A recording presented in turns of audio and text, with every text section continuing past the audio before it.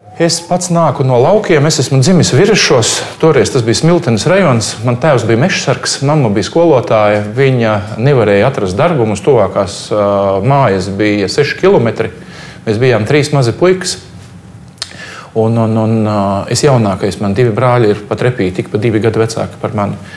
Un tad mamma dabūja darba vietu Vecbebros skolā, mājturības tehnikumā par ēdienu gatavošanas skolotāju meitenēm.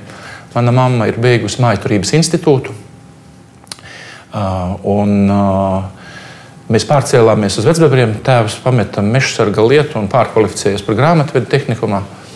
Un Vecbebros, kas ir Kokneses pagastā šobrīd, pagāja būtiska daļa manas bērnības no 1 gada līdz 11 gadiem. Es gāju Bebru 8-gadīgā skolā līdz 3. klasē. Un par cik mani vecāki bija ļoti orientēti uz to, ka bērniem jāiegūst augstākā izglītība visiem 3.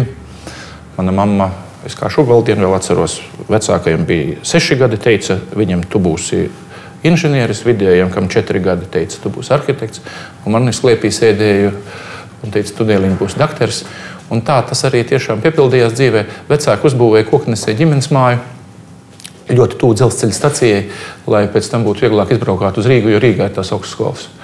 Un līdz ar to es pārcēlos uz 4. klasi un nomācījos Kokneses vidusskolā no 4. līdz 8. klasē.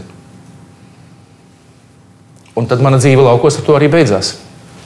Mans matemātikas skolotājs, viņš bija tik labs, ka viņš teica, ka tev pie manis vairāk nav ko darīt, lai arī es biju matemātikas olimpiāžu uzvarētājs.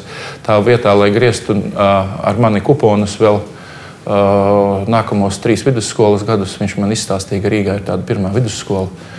Un es dzīvoju pie savas krustmātes Pārdaugavā un braucu uz 1. vidusskolu ar trolejbusu 8. un 12. Toreiz gala punkts bija pie Brīvības pieminekļa.